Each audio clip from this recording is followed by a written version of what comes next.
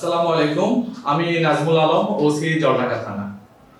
আপনারা জানেন আর একদিন পরেই ত্রয়োদশ জাতীয় সংসদ নির্বাচন, এবং এই নির্বাচনকে ঘিরে আমাদের সকল ধরনের প্রস্তুতি আমরা ইতিমধ্যে সম্পন্ন করেছি।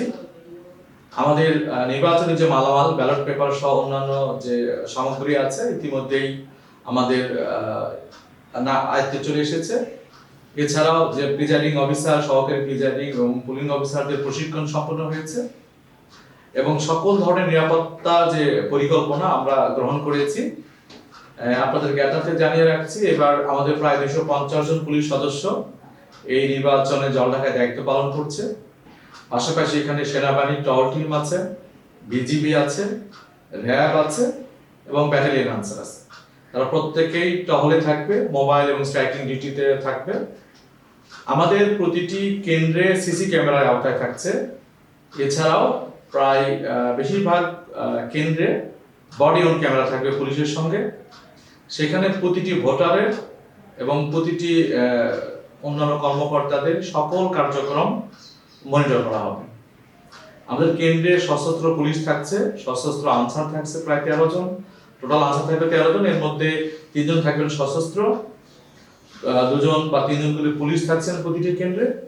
এছাড়া দ্বিতীয় স্তরে থাকছে আমাদের মোবাইল টিম, তৃতীয় স্তরে থাকছে স্ট্রাইকিং টিম, এবং সাদা পোশাকে বা গোয়েন্দা পুলিশ থাকবে এই সার্বিক বিষয়ে খোঁজখবর নেওয়ার জন্য।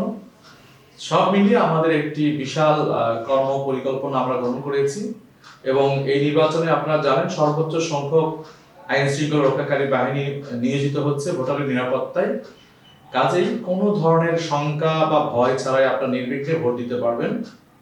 এছাড়াও নির্বাচনের দায়িত্বে 6 জন নির্বাহী ম্যাজিস্ট্রেট এবং 2 জন জুডিশিয়াল ম্যাজিস্ট্রেট থাকছেন।